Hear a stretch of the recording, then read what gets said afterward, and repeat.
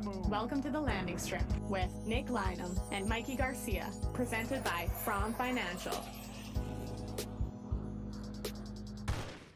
Now, Welcome back to the Landing Strip after the Winnipeg Jets, or are we going to start calling them the Ohtani Trout Angels, drop another one. The big boys get on the score sheet 3 times for the Winnipeg Jets. No one else touches the score sheet for the Winnipeg Jets. And the Winnipeg Jets lose their third in a row since Connor Hellebuck went down with an injury, dropping to 12-10 on the season. Might have to start pulling on the old Tank Commander helmet before starting the shows with where this appears to be going potentially on this road trip in the next 4 to 6 weeks. Mikey, how you doing this evening, buddy? oh man, we're going to get deep into all of the crazy things that have kind of gone on and what we saw, the good and the bad. But overall, I'm just feeling a little bit sad right now. Sad because I'm kind of mourning that feeling that we had last year where we always thought we were kind of in the game. Even if we were down, a goal late, even if we were chasing, it felt like the Jets were always, able to kind of claw their way in. They could win those 1-goal games. They could get back into it. And I don't think we have that right now. I don't have that feeling. Even at this one, they score to make it close late. And I didn't have that feeling like I would have had last year of, oh yeah, they got this. They're going to find one here to sneak it through. I would almost, resolve to the fact that if they're not up by a couple with a few minutes left, I don't have it right now. I don't know. Yeah, it's impossible to have that feeling when only one of the lines you sent out is capable of providing any type of offense when you need to come back in this one. And this was a game right from the early going, right from the first period. This was a game, it didn't seem like maybe the Jets pre-scouted the Washington Capitals, one of the hottest teams in the league on getting goals out of their defense. And John Carlson jumps up on the rush, and we see a 3-on-2 the other way. Kyle Connor doing a Kyle Connor back check and picking up nobody. You see Dylan Sandberg slide. You see Elias Salmonson back in a little too far and become a bit of a screen for Carlson. And the Jets go down 1-0 early. Then you see Jacob Trichin fire one through from the blue line. I don't know where Gustav Nyquist was on that one. And it's a 2-0 goal early. And it genuinely felt from that point on for me that this was going to be a tough night the rest of the way. In the last 21 seconds of the period, Washington wins a draw. Kyle Connor jumps all over quite a bad turnover from the Washington defenders there and gets a backdoor pass to Velarde to get the Jets on the board, leaving that one. And then Velarde gets his second of the night with a great high tip. And talk about a high IQ play. It looks like Gabe Velarde calls for the high tip as Josh Morrissey shoots it right at his blade. Great play from both those two as they make it a tie game on the power play. But then Alex Ovechkin scores a soft one to make it 3-2. Connor McMichael jumps all over. Cole Perfetti handcuffs Elias Salmonson a little bit. Elias Salmonson completely biffs, and Connor McMichael goes the other way, beats Sandberg to the middle of the ice, beats Comrie to the back post, and it's a 4-2 hockey game. Scheifele scores with just under 5 to go, but that is all she wrote. As the Winnipeg Jets once again get scoring from their best players. This is a 4 offensive player team right now and a 1 defensive player team essentially. And here's where we are, the same old story. Same old story. What's your big takeaway tonight, Mikey? I think it's time we rethink the Winnipeg Jets identity a little bit. I don't know if we can consider this a fast team, a team that quote unquote plays with speed. And those, not talking about specifically just foot speed, but just the way that they play, right? They always talk about we want to be a fast team, a transition team. We want to get the puck and go. They can't do those things right now. They don't have the personnel to do those things. And, they can try to will it through on one line of offense, but it's not there when all the lines behind you just are so disjointed and can't put together any type of offensive pressure. So my big takeaway coming out of this is, is it time that we rethink the identity of the Winnipeg Jets a little bit and kind of move away from this thought that they're this fast team that plays with speed and are going to make you, chase them around. They're not a fast team anymore. Right? They haven't been a fast team all year. When has that been their identity at all this year? Well, somebody should probably tell the coaching staff that then, because that's still the game. Like the game plan hasn't changed. Coaching staff. This isn't on the coaching staff, brother. You got to stop going there. This is not on the Winnipeg Jets coaching staff. It's one thing when you've got one guy not going and you can blame that one guy. It's one if you got two guys not going, you can blame two guys. When you've got 9 out of 12 forwards, it's real hard to look at it that way. Look at the talent. Who's supposed to be scoring in that bottom 9? This goes higher than the coaching staff. Going to the coaching staff on this is honestly way too. It's the easy way out. It is the easy way out. Arniel has had his pulse on the team this entire year. This is a cry for help from what Cheveldayoff has done over the last 18 months. Full stop for me. Very fair. I can't hear the coaching staff stuff. It doesn't fit for what this team is. Nope, that's fair. I guess when I said coaching staff, I meant the org overall, right? Just less on the players. I've always been a proponent of if you've got one or two guys, a few not doing something, all right, you can look at the individuals. But when you've got everybody not being able to do it, there's something bigger going on is kind of what I meant. But absolutely, you can take this off of the coaches, put it right at the feet of the general manager, who hasn't brought in the help that they were desperately needing between last offseason or last deadline in the offseason. Yeah, no, this is the last 18 months of inactivity. I think it's pretty telling when you look at today, and I think where Arniel went with this was familiarity. It was pretty much the lineup from last year. Yes.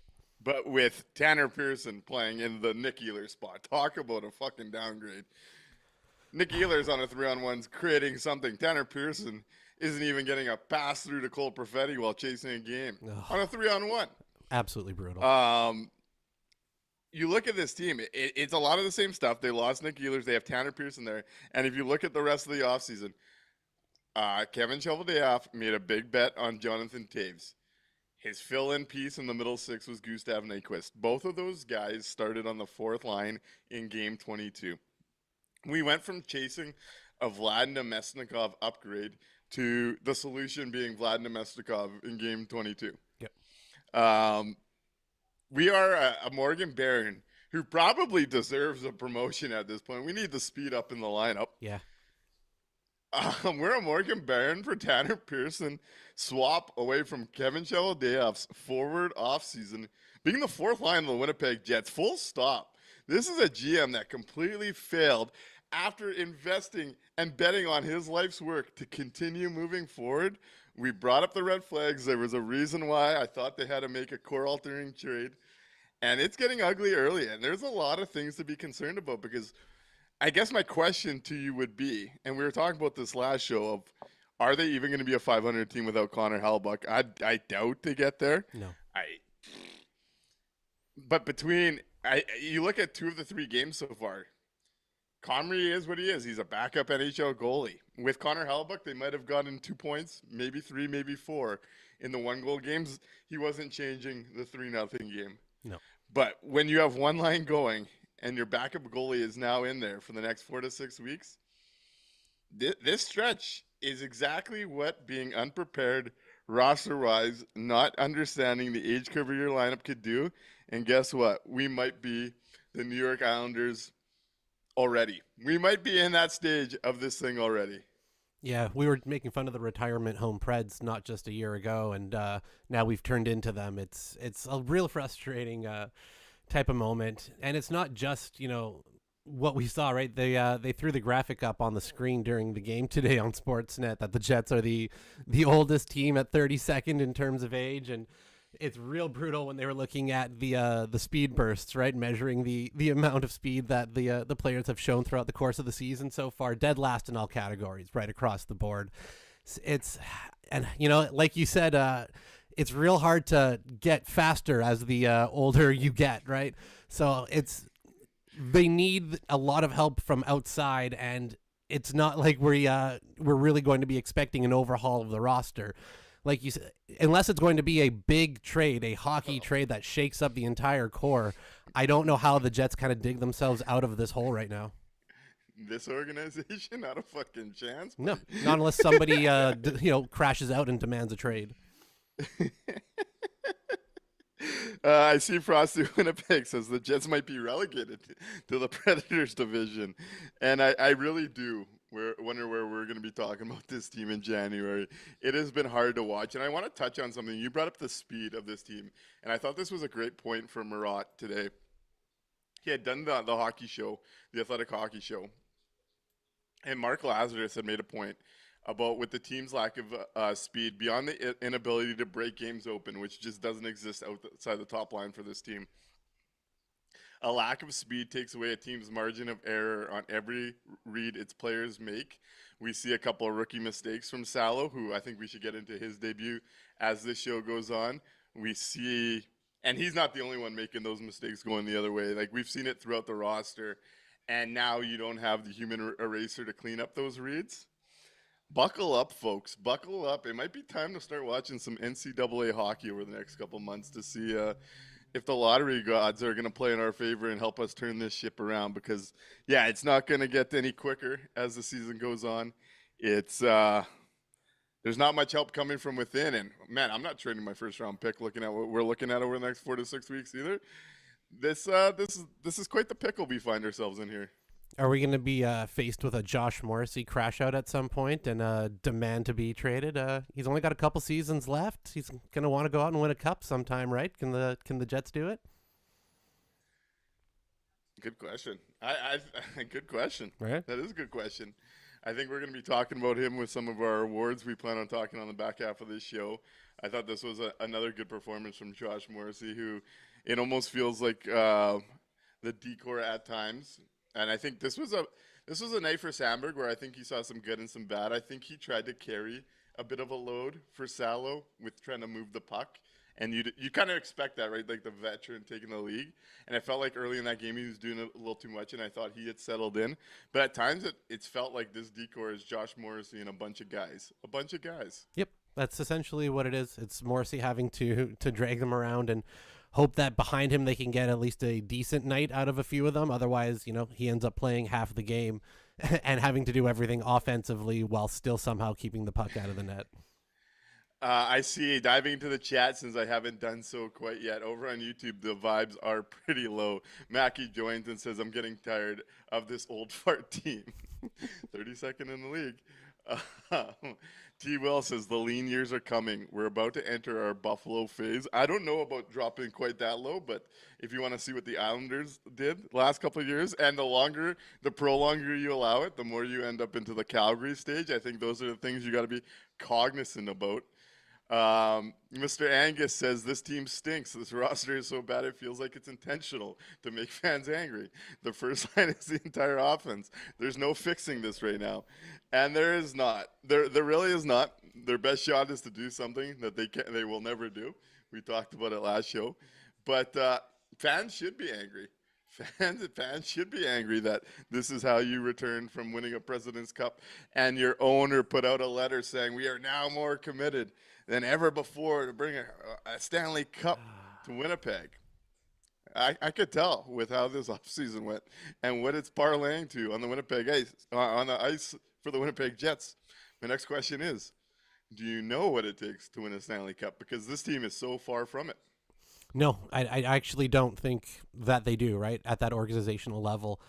It's been the same group up at the top from the beginning, right from the very start, and it didn't come in with, a whole lot of pedigree, a whole lot of Stanley Cup experience. So, no, I actually don't think that they do. And, we've had an owner who's come out and say publicly with his mouth the words that loyalty is more important than winning.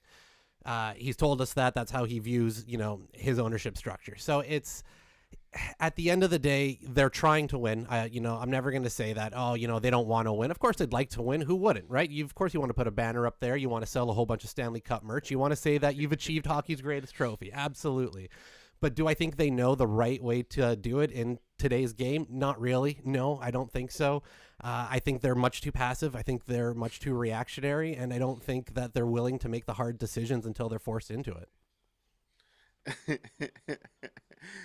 Kevin Kowalik says the top line potted 3 should quell the secondary scoring concerns, right? How do you feel about that one? That's right.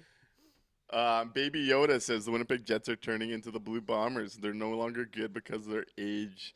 And that's Bombers the at one least thing, have right? championships. They're an old team and only going to get older. Yep. At least the Bombers won a championship. Yeah, true. Turd Ferguson asks, which one of our fourth lines stood out the most tonight? Which of the Jets' fourth lines did you enjoy the most down this lineup? We talked about it so much last year, how the Jets have more fourth liners than anybody else in the league. They've got more depth at the fourth line than anywhere else. You need a fourth line, boy. We can put 4 of them out there for you. It was real nice. Probably the actual fourth line was maybe my favorite one tonight. Sheltered. They had sheltered opposition. They had fewer minutes. And that's the one line where there's a guy on it who can actually skate a little bit more compared. So yeah, that was nice. Out of the 3 fourth lines, they were probably my favorite. Yeah, we've been curious about Barron with Taves for a while now. Yep. I thought they created some looks, though at some point these looks are going to have to go in. Like, it feels like we're just talking about looks every single game of late, and it's getting awfully frustrating. But what my dad used to tell me is worry about when the looks stop coming. Yep. So we'll keep pounding away here. I think of the fourth lines, that one probably did stand out the most. And look, when we talked about Taves getting signed initially, we said if he was your fourth line center, great. That's awesome. That's exactly what you want. Let him go out there, feast on some, lesser competition, see if he still got some offensive touch that he can, display in those limited minutes. A fourth line Johnny Taves would be great, fantastic, but that couldn't have been the only thing they did in the offseason. And then when you look at the roster tonight, we're right back to, old comfortable, our favorite sweater with Nemestikov back at 2C. And, we're kind of looking at what we were last year just now without Nick Ehlers and at the moment without Connor Hellebuck. It's just, it's frustrating because I don't want to shit on Taves too much in the aspect defensively, I thought it was tough. What? Yeah. Oh God. Yeah. I wasn't expecting a whole lot, so I don't want to be like, he's terrible and all this stuff. It's great if he's your fourth line center, but the fact that he's been shoehorned into that number 2 spot for so long before they've realized that it's not working is alarming. Yeah. Let's move to the decor though, because obviously Neil Pionk day-to-day went for a skate yesterday, but didn't feel quite right. And we see the Winnipeg Jets' best prospect, Elias Salmonson, come up for a twirl. And I thought this game for him was the tale of both ends of the spectrum, let's call it, where, in my opinion, there was some pretty big gaffes that lead to a couple goals. The one notably in the offensive zone at the blue line there. Just a real tough play that ends up being what I considered the dagger, and it ends up being the game winner. Then there was the 3-on-2. I put it less on him. I think that was more of the entire situation, but he ends up being left to be the guy to step up to John Carlson. Shot gets through, gets in. On the flip side, he also showed me stuff I haven't seen from many of the Winnipeg Jets defenders this year. Really, really strong skater. Real confident with the puck. I thought he was really good at making a first pass, which, I've been begging to see better from the Winnipeg Jets in that regard. So I think it was a bit of a hit and miss. I think it's going to take some time. It wasn't perfect. A couple goals go the other way. A couple nice things up the ice the other way. You think of that stretch pass to Perfetti after stopping a play. You think of that quick pass to Scheifele where he has a defender beat and he goes backdoor to Connor. What's your overall takeaway on Elias Salmonson's debut for the Winnipeg Jets? I think we got to see everything, a little preview of everything that I like about Elias Salmonson tonight. You saw those stretch passes to Connor, to Scheifele, to Perfetti. You saw him smartly using his body with some real nice checks along the board. And those exit passes are something that we've been desperately needing, just so painfully badly. Plus the speed, like he was actually able to keep up quite well in terms of the speed that Washington was bringing tonight. All of the things that I like about Salmonson, you could see the little pieces of in there throughout the course of the game. Really, the only thing that out of the goals, the only one I can really, that I put a little bit at him maybe is the first one, right, where he kind of gets caught pedaling backwards a bit. He's given up the space. I thought the Jets all night were real poor at giving up the blue line in general and just letting Washington press in on them. You maybe want him to be a little bit more aggressive on that. The one where he blows a tire, like you said, Perfetti handcuffs him with that back pass, and he trips over his own feet a bit. Shit happens. That one I'm not going to say that's indicative of a bad game or anything like that. All I'm begging, all I'm pleading for from the hockey gods, from everybody, is just patience, a modicum of patience, just a tiny little percentage that you've given to, maybe some other taller prospects who have played defense for the Winnipeg Jets.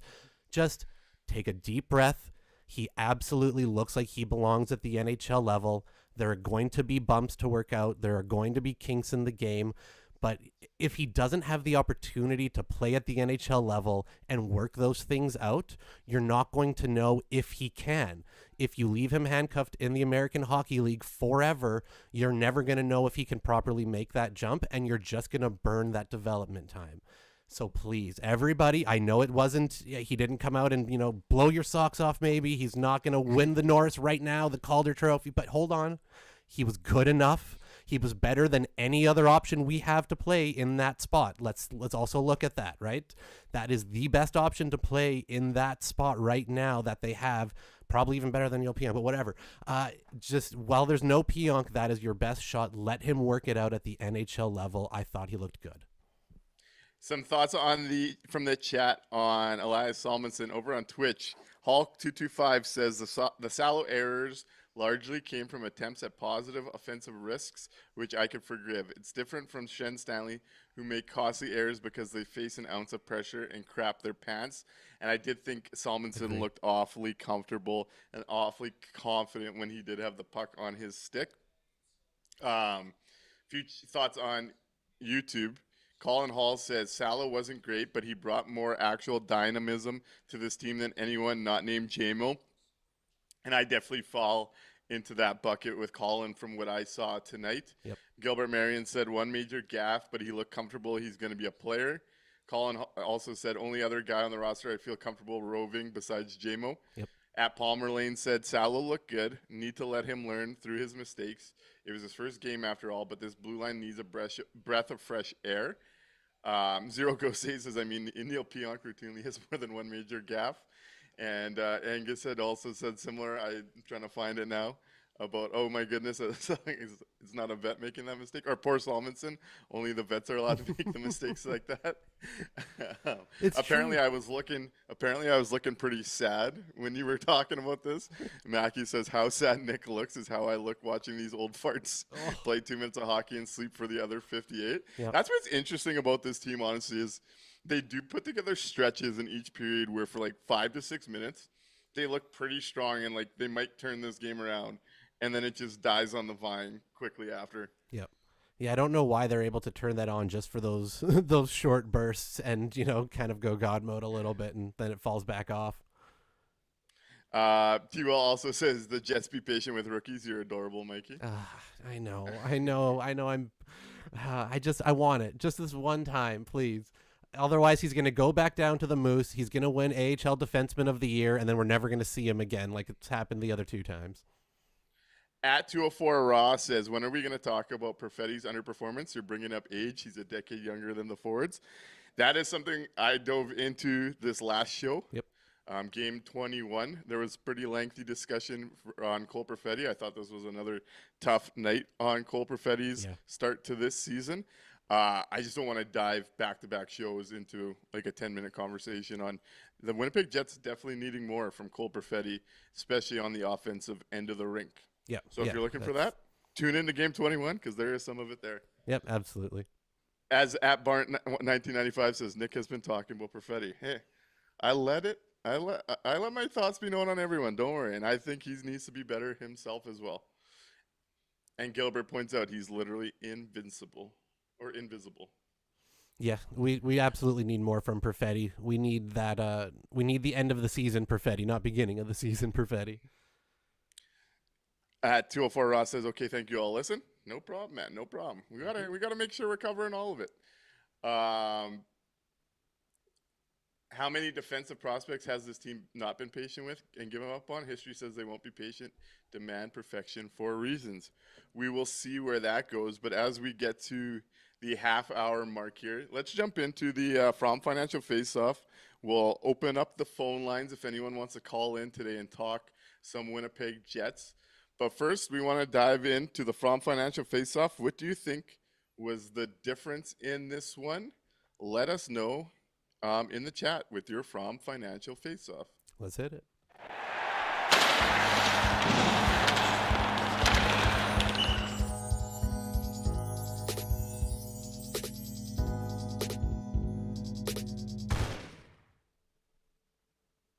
Right on.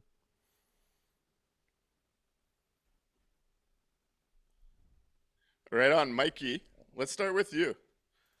Jets versus Washington. What is your From Financial Faceoff in this one? So one of the things that stood out to me just real blatantly over the course of the night was the Jets' inability to deal with any type of pressure at the blue line.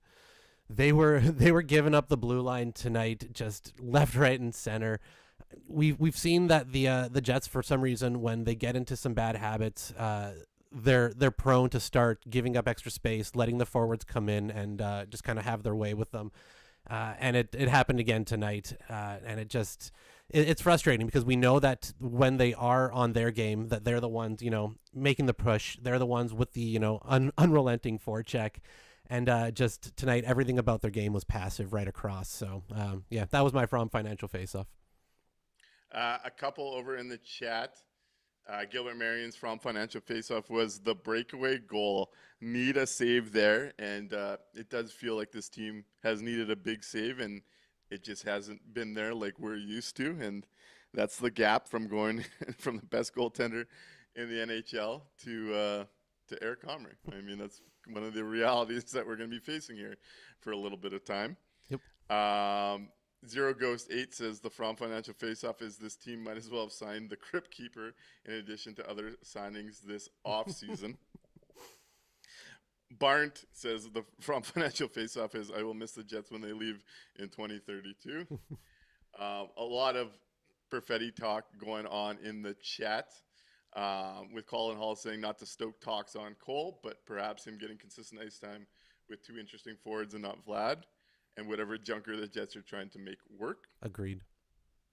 Also says that the From Financial Faceoff is the Jets continue to be a ticking time bomb when we creep strenuously on the line of irrelevancy and risk falling into that pit if, God forbid, one of Scheifele or Lowry hit the age curve finally. And that's what's scary about what they locked themselves into here is once the age curve hits one of these guys, it's going to get ugly. And it's when you enter the NHL wilderness, you have to be pretty aggressive to get out of it. And that hasn't necessarily been the Jets' forte. We'll see where this continues to go. But I do think that is a valid concern with where everything's set up right now. Absolutely. At Caitlin Doucette says From Financial Faceoff needs more from the bottom nine, and Comrie is not good enough to be a starter over the course of 20 games. Yep, that's true, right? You're going from the league MVP to the league minimum, right? That's, like I said, we can get those individual starts out of Comrie here and there where he may not cost you the game, but he's not going to steal it for you either. And we know for a fact the Jets need a goalie stealing them games sometimes. Yeah.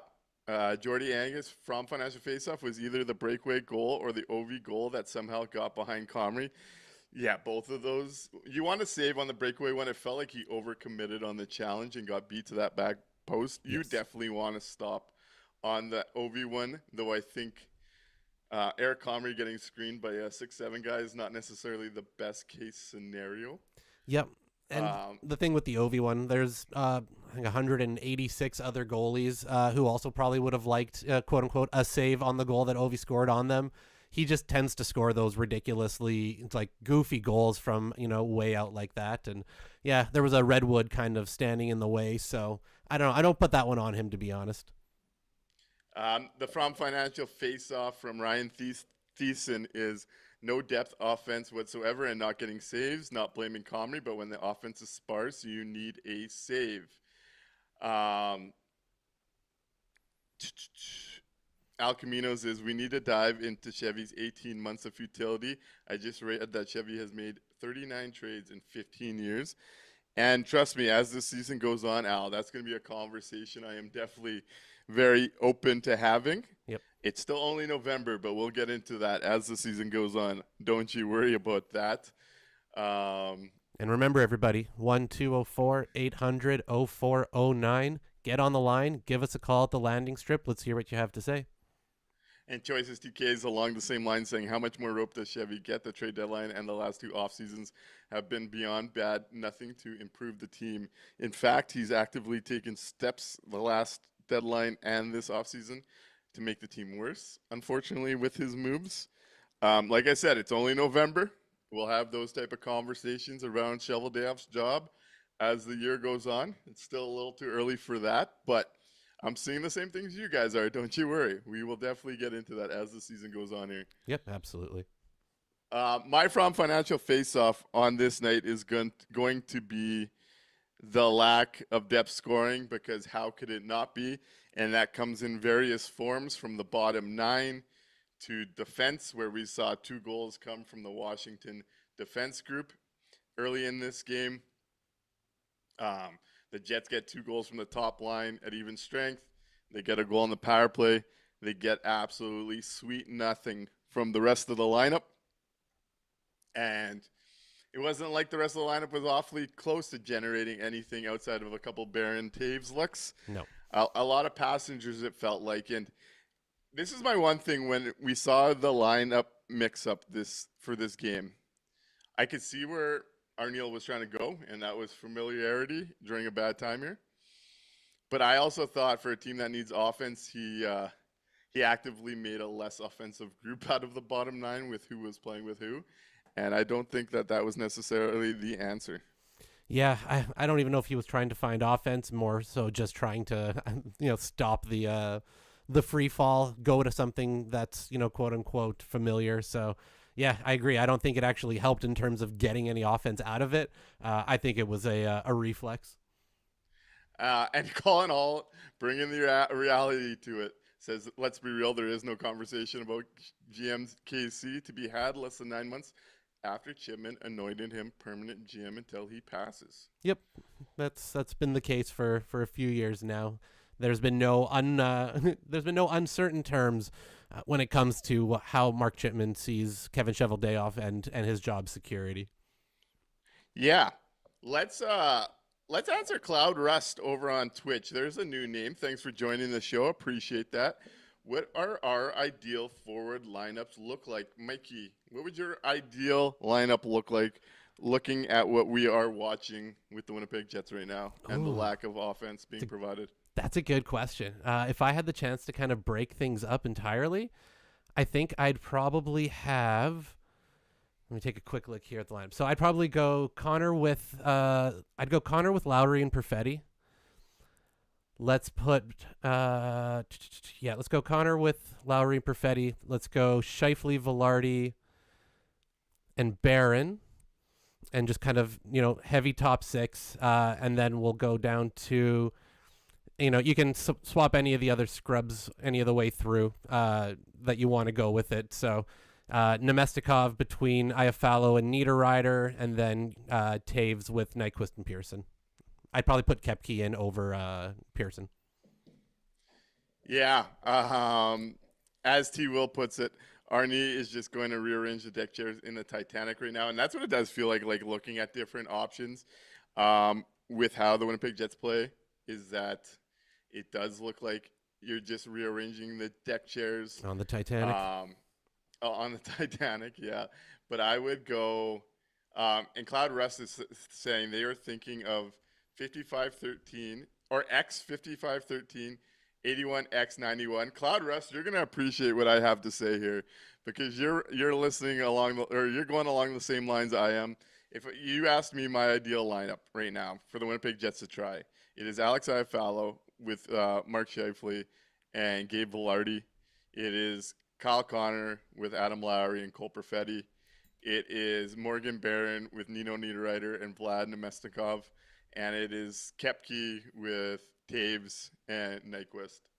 Would be probably how I look at this lineup right now to try and do something different. Yeah, I like that as well. Caitlin points out that Vilardi said in his presser that the first line is getting frustrated with the lack of the support. And I can't blame them. Like, when I want to split them up, it's a little different than years past where I was actually like really frustrated with what they were doing and which you could kind of recreate if you looked at it a different way.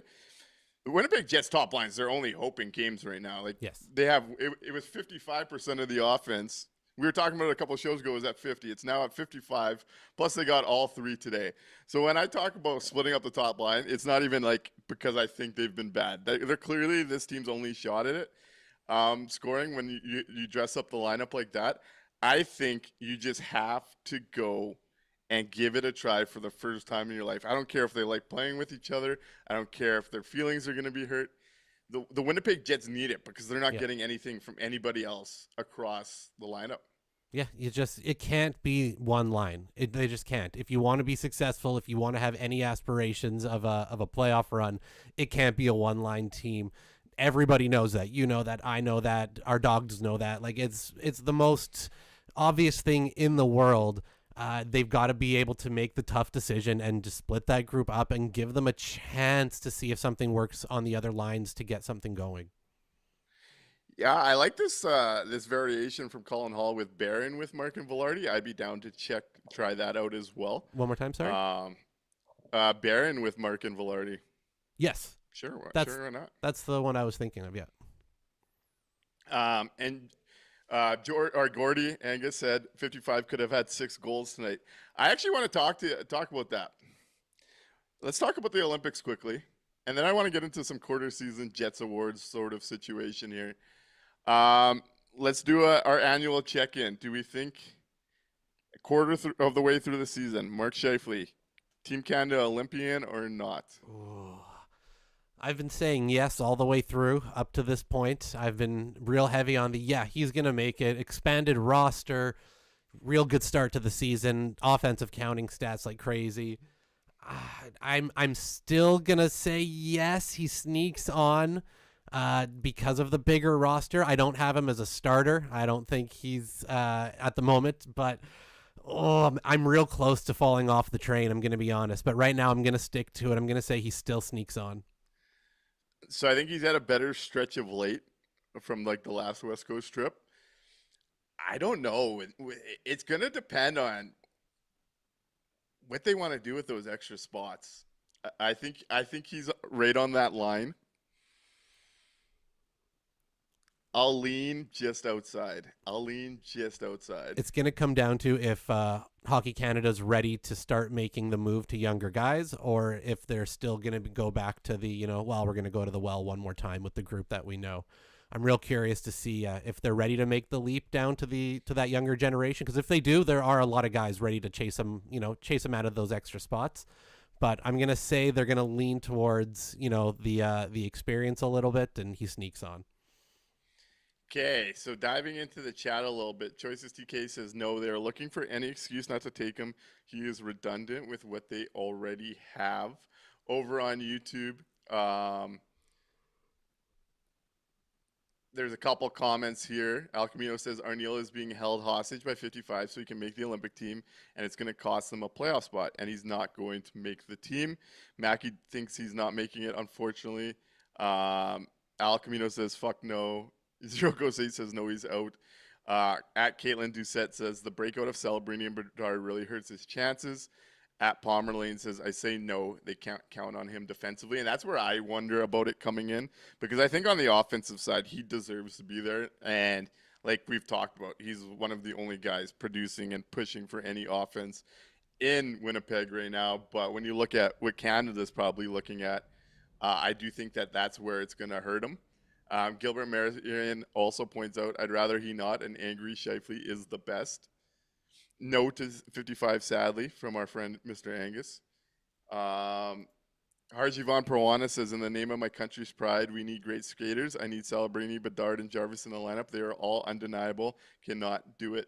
Sorry. T. Will also says, I doubt it. Picking a young player with more scoring punch. Yes, please. A little surprised by the state of the chat with Shifley, where HH Living Local also says Shifley not making it would honestly be topping of the shit sandwich that this season is becoming. I do want to float another one your way because I was kind of caught off guard with a Pierre LeBrun quote last night. Last night on Insider Trading, Pierre LeBrun says he chatted with Bill Guerin within the last week, and Guerin credited players like Caulfield, Logan Cooley, Jason Robertson, Alex DeBrincat, and Clinton Keller for making his decisions hard. However, he mentions how hard and heavy the games were at Four Nations and says if you can't check, it's probably not the tournament for you, in which Pierre LeBrun also said you could read between the lines on that quote. Now, me, thinking of everything in the Jets realm of things, Kyle Connor wore the biggest emotion at Four Nations. We know checking is not necessarily his specialty. Is he on the bubble with Team USA after the Four Nations after hearing that quote from Bill Guerin? I'm not saying I'd have him there, but do you think we should be wondering about that quote a little bit?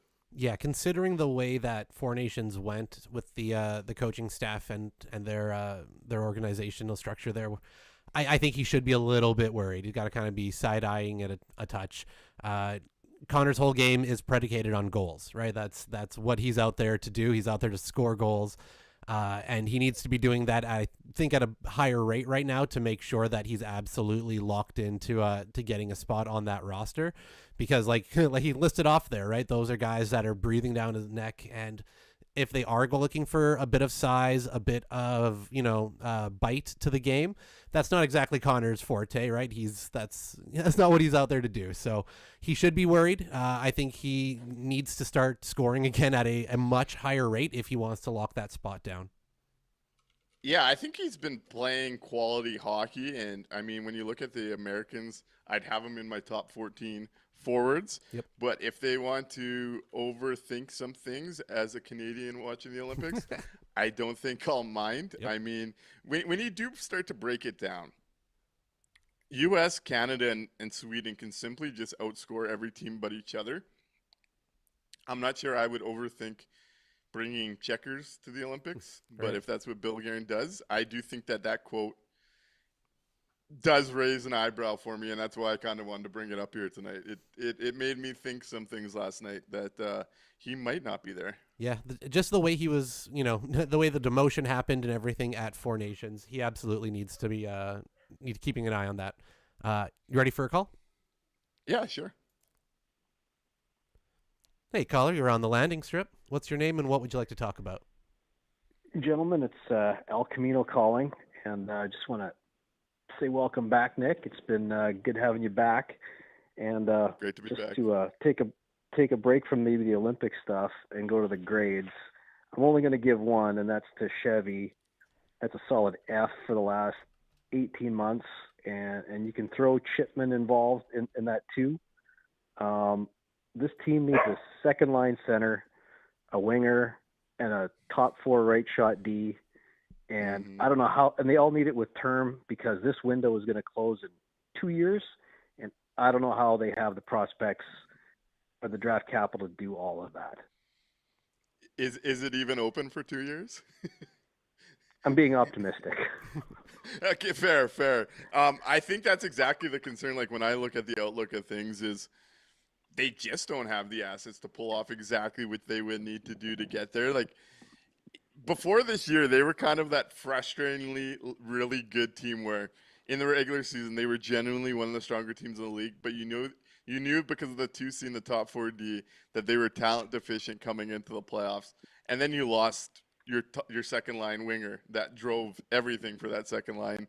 So now you're 3 pieces back. It's a real uphill climb, and I would be giving Kevin Cheveldayoff the same score over the last 18 months. I do not disagree there. And you talked about getting uncomfortable, and I was just doing some thinking, and Jeff Molson did something extremely uncomfortable, and it's paying off, and that was hiring Gorton as his president, who is not a francophone, which is a huge deal in Montreal. And until Chipman is ready to do something on that level, this is a team that's going to make the playoffs every year and get rinsed in the first round. Yeah, it's hard to disagree with you. That's something, as you know, I know you're here often, that we've pounded the drum on a little bit, and it's hard to disagree. I very much see it along the same lines, man. I really do. Well, thank you, gentlemen. Take care. Have a good one. Thanks, Al. Thank you for calling in. Al got us going there. Let's go into some of what we were talking about with some grades, some of the different outlooks from this season. Let's start with early on, who would your quarter season MVP? So if you're still in the chat through 22 games, who is your MVP of the Winnipeg Jets? Mikey, as usual, I'll let you start. This one was really easy for me. I think there's only one real option. That's number 44. That's Josh Morrissey. That's the blue line walker. That's the man who is absolutely funneling all of the offense coming from the Jets D-core. He's still somehow able to play a sound defensive game. He's playing half the game, half the time. And he's doing it with, really a cast of characters behind him that should not be front and center. So for me, it's Josh Morrissey. It's absolutely no question. Normally, you may be able to have Hellebuck or somebody else kind of in there as well, but with the injuries and everything else, and we've seen how important Morrissey is, I think that's for me. It's Jomo. Yeah, for me, it's between two people, and I'm with Colin Hall here, who says it's Hellebuck or Morrissey, and it's not close. Though Caitlin Doucette says Scheifele for this award. If I read that quickly, I think it's gone now. Because you gave it to Morrissey, I will go with Connor Hellebuck, because with how the team played during Dylan Sandberg's absence, if Connor Hellebuck missed those first 4 to 6 weeks, I already think we're scouting the top of the list. But that is no slouch to Josh Morrissey, who I really do think is a top 2 defenseman this year in the NHL. Like, he's got to be right in that Norris conversation through the quarter pull mark. So, Mikey, hard to argue against your pick on that one.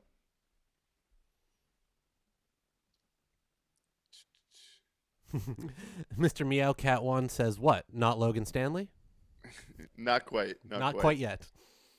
Quarter season, let's go the opposite of an MVP. Who is your quarter season disappointment? Ooh, I might get some tomatoes thrown at me for this one. Hometown boy Johnny Taves. He's going to get my quarter season disappointment. There was a lot of, fanfare that was going on. There was a lot of chatter. The Jets plopped him right into that second line spot like, it was 2011. And unfortunately, it's 2025, and we've seen that it's just not working out there. The Jets needed a second line center so badly this offseason, so badly. We saw what happened last year when they couldn't get that type of depth in that spot, and they didn't address it, plain and simple. They just didn't address it. We're back with Nemestikov in that 2C now. So unfortunately, I'm real sorry, everybody, but for me, it's JT. And you're right there with Gordy Jordy. Sorry, I switch it up all the time. I'm so bad at this. Who has Taves or Nyquist? At 08 Ghost 8 says Cole Perfetti. I'm gonna go a little bit different direction. Biggest disappointment for me, and it does mix in the names you're all talking about. Kevin Cheveldayoff. We had kind of talked about what frustrated me is I thought he should have gotten praise the season before last year. And it seems like managers get their due a year late after things have been obvious.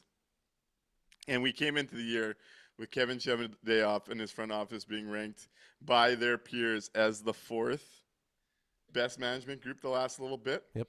which completely ignored the last 18 months, and which is what frustrated me the most about seeing that kind of credit, because I think he should have got it a year prior. And I hate seeing someone not get credit for good work and then seeing them get credit when Makeup they awards. saddled us with some real tough shit. So my biggest disappointment through the quarter poll is the 15-year GM's the plan to rejig this lineup to get it going back to the playoffs, because it left us with the oldest, slowest, lack of scoring Ugh. group we've seen in some time here. It's in hard. some time. It's hard to know how we got here. It feels like 2 seconds ago we were this fast, exciting team scoring goals. We were talking about Stanley Cup windows. There's a President's Trophy banner somewhere, I think, hanging. Man, time goes by fast. Caitlin Doucette's vote for this one says Taves fans would be calling for the head of any other player if you're putting up these numbers. Taves is in the amount of minutes he's getting. Bart 1995 says, and they're going to pay Taves $7 million this season. Oh, don't I do don't that. think they're hitting. I don't think they're hitting the Stanley Cup. I don't think it's going to be 7. It might be 4.5. The way things are going here, Either way, not ideal. And we talked about this at the time it was signed. At Pomerlane says the fact the 2C issue still has not been addressed these past 2 seasons is just malpractice. Good one, Nick. Chevy is the case of all of this. 100% Chevy is a great answer. Yep. I like to think I'm thinking about it sometimes.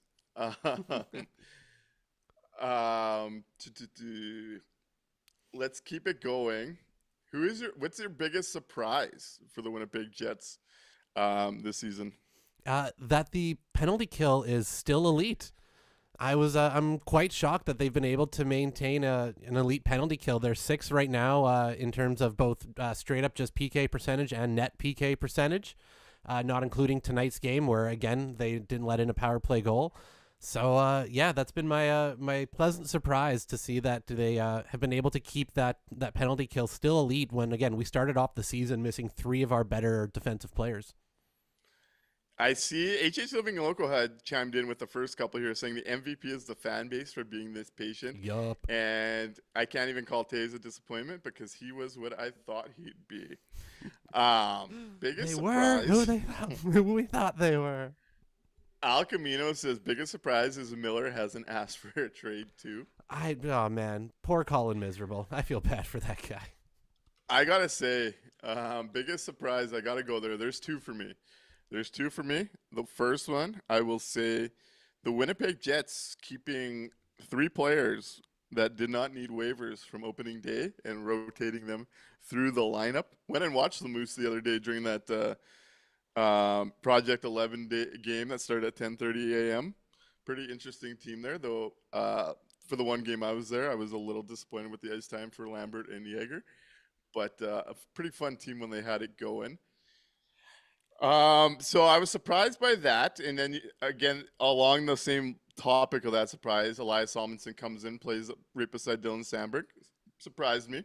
Not something this org or this team has tried in years past. Yep. But I gotta go there, man. Logan Stanley having 3 goals and 9 points through 21 games. Career year. Come on. I was never predicting that. I gotta go to the Stanley. I gotta go to the Stanimal. Give on him the his flowers. offensive contract year we've seen from Logan Stanley in the offensive zone. We'll ignore the defensive zone for right now because there's no surprises back there. Nope.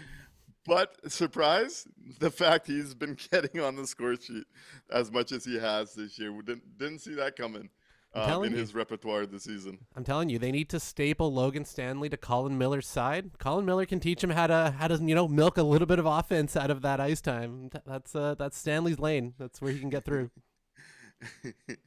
Colin Hall says biggest surprise is that no other Jets prospect haven't seen the writing on the wall that McGrody and Lambert have.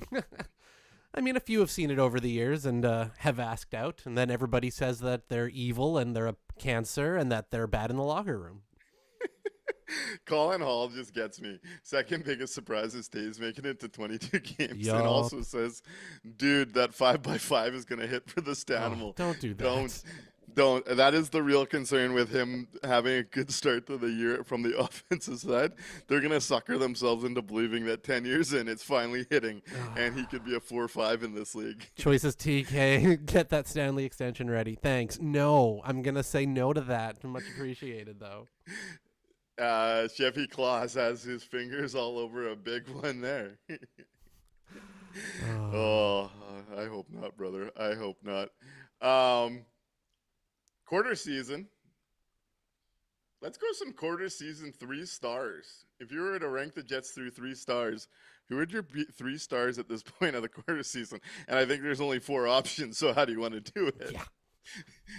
I can only think of 3, to be honest. I don't even 4 seems like a stretch at the moment.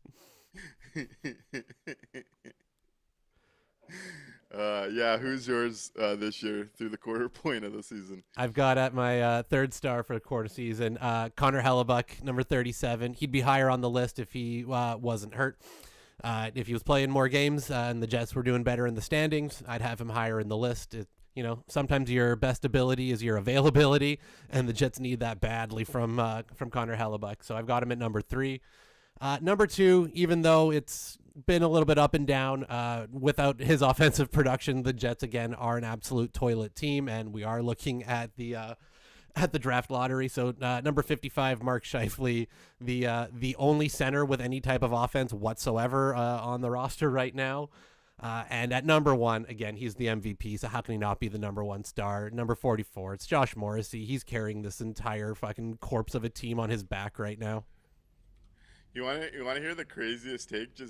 You just reminded me of one of the crazier takes I saw this week from someone I argue with. The way you described Mark Scheifele there, completely agree with. Like, if he went down, this thing's fucking toast. Yep. Someone that loves to argue hockey with me decided that it was a good week to suggest that they really liked Jonathan Toews' progression this year, and they'd be fascinated to see him play 1C if Mark Scheifele were to go down, because he could probably handle it. Oh boy, that's How do you... that's a mental gymnastics. That's yeah. You don't agree with that one? I would like to see it, because I do think the Jets need to draft at the top of the draft to get some better talent in it. So yeah, sure, I'll give it a shot. Hey, we're thinking the long game. That's right. And that's the beautiful thing. If this thing continues going off the rails, we will lead the team commander from the landing strip. We will be here to make sure that we ride this wave to a nice draft pick, if that's where this is going. Damn right. Could be a long year. My 3 stars so far at the quarter point, I'll go Mark Scheifele 3rd. I'll go Hellebuck 2nd, and I know I gave him the MVP. It's a bit of a twist up here because of the availability thing, and I imagine through the next few games, even though that's not the quarter poll, Josh Morrissey is going to continue to play at the level he's continued to. So I'll have Josh Morrissey, who should be all over the Norris ballots, given what he's meant to this Jets team early on this year. Yep. And we're going to start slandering Cale Makar if this keeps going on. That power play merchant? Yeah, the power play merchant, the McKinnon merchant. We will become the nastiest Cale Makar haters and biggest Josh Morrissey boosters if he continues to play at the level he is doing it. Before Colin Hall says, I'll get you indoctrinated on the draft, Mr. Nik. Hey, I'm ready for it. Excellent. I'm ready for it. Let's do it. In which at Pomerlane says the problem is if the Jets end up being a lottery team and get the top pick, that pick will be stuck on the Moose for 5 years. Oh, you guys are killing me. A little early for this question, but at the quarter point, where do you stand here? Choices TK says, will Chevy sell at the TDL if he's out of it? If we are like decidedly out of it, if the Hellebuck injury goes on longer, if whatever things kind of perspire where the Jets aren't actually like fighting a couple teams for a wild card spot, I could see them moving maybe a couple small pieces if they get calls on something. Nothing transformational will change. There won't be big names coming off the roster. You won't see a hockey trade at that point. But if somebody calls in about a secondary or tertiary piece, yeah, he probably will, but I don't expect it to be a game changer. No, yeah, they'd have to be handily out of it. Yep. I think it's a little too early to have that discussion. But if they're handily out of it, I imagine it would look kind of like the Andrew Copier did, Yep. where they would probably sell rentals, maybe try and find a piece that'll move forward with them. Some names I'd be curious about in that kind of situation: Nino Niederreiter, Gustav Nyquist, Vlad Nemestikov. Yep. Tanner PM, Pearson or Cole Pepke, if someone wants them. if anybody wants them. Luke Shen, Colin Miller, if anyone wants them. Maybe Logan Stanley, if anyone wants them.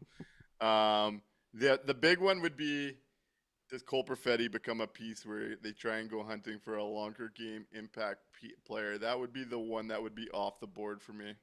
Yeah, if that happens, I think that's an off-season move as opposed to a deadline move, though. Colin Hall says he is not trading stuff. Come on. At Caitlin Doucette says, what do we have to sell? Not much. At Mr. Meowcat says, is this season over? Not quite yet. Not yet. Not quite yet. Is it time to change this GM? No comment, because it's not going to happen anyways. We'll get to that after the deadline, see where this team's at. I just don't think November is the right time to have that conversation. Yep. This early. We got Michael Spetsky over on Facebook. Said we need to trade for Jordan Kyrou. The offense needs a boost, and they need to stop getting injured. Salo needs to continue. They want Salo to continue to play. They want DeMello dropping down, and they want Salo to pop up with JMO. How do you feel about that? I think it's a big ask for Salo. I think I'd go back to our normal top four and have Salo play on the third pair while he gets his feet wet. Stanley How Salo? I would approach that.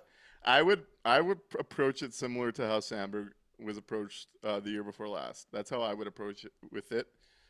I'm in the same boat as at Barton 1995, saying Perfetti is someone they should look at trading ASAP before his value plummets.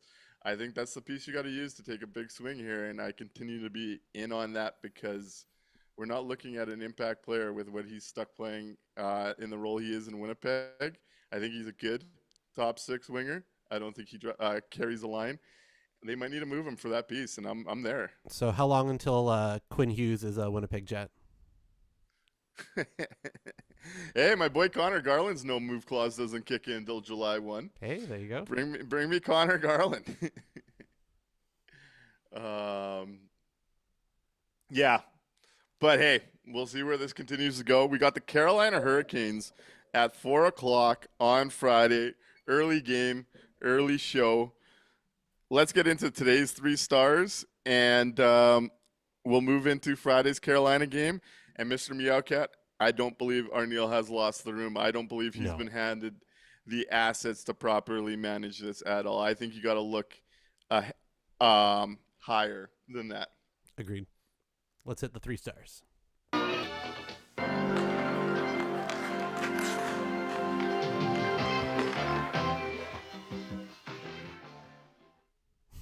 Right on. To answer Choices TKA's question, who would you give for Kyrou that would beat other teams? For one, he's got no move clause, so I don't think he's even a realistic option for Winnipeg anyways. Nope. But 2, you would have trouble there. Sugar Hill Sleep says, let's just play this season out. We got our first rounder right. We do have our first rounder, and I would not be trading that without some major protections on it. Yep. Given how this is trending, and it's being said in the chat that my boy Connor Garland scored a nasty goal tonight, so I can't wait to see that. And on the topic of Connor Garland, at Palmerlane says, Jets need some pests, some talkers, too many nice guys. Connor Garland, ignore the height and weight. That's one of those guys that brings you into the fight and likes to trash talk and could chip in some offense.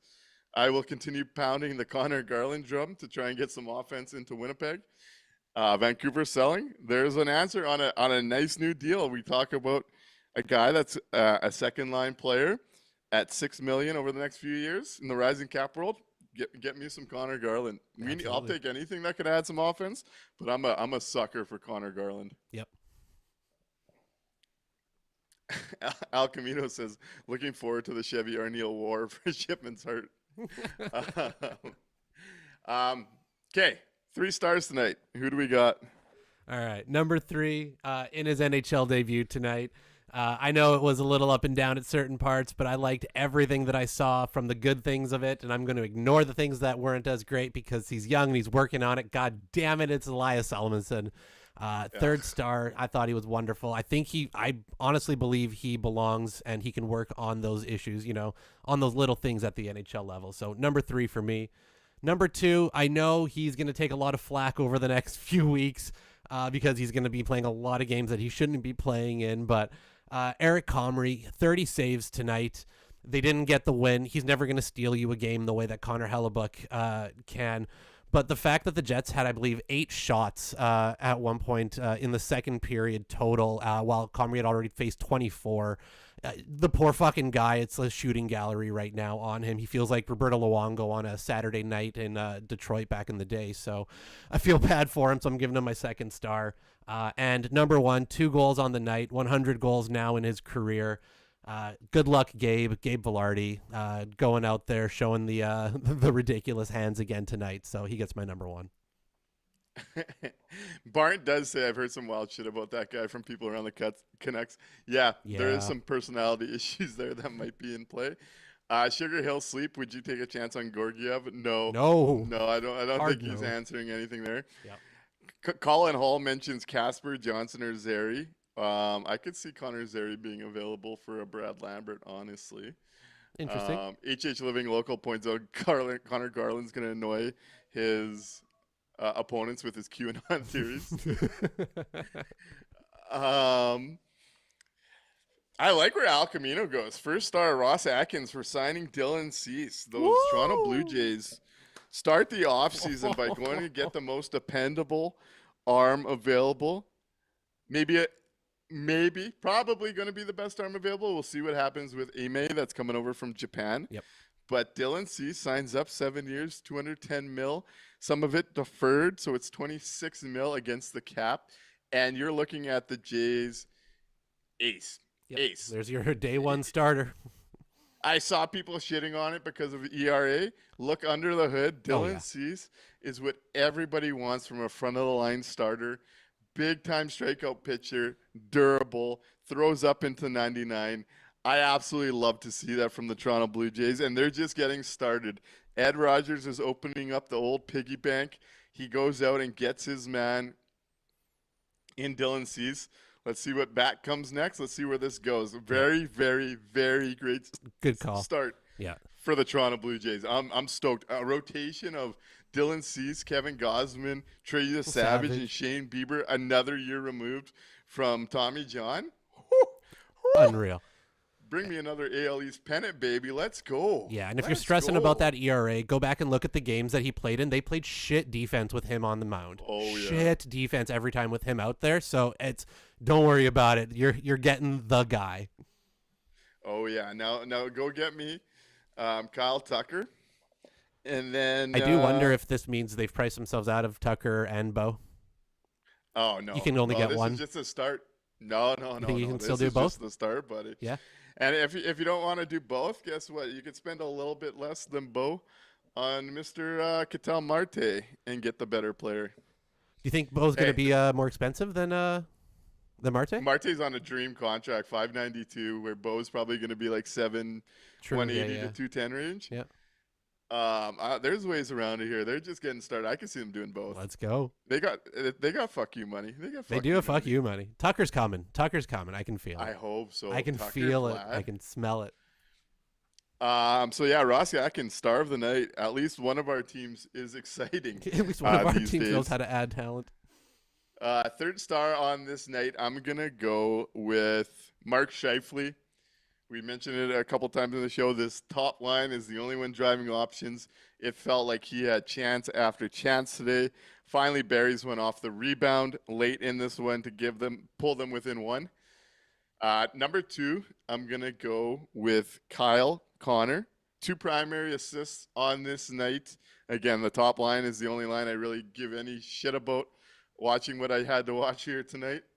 And number 1, Gabe Vilardi, 2 goals on this night. A real high IQ play from Morrissey and Vilardi for the high tip and calling that out. The Winnipeg Jets top line are the 3 stars on this night.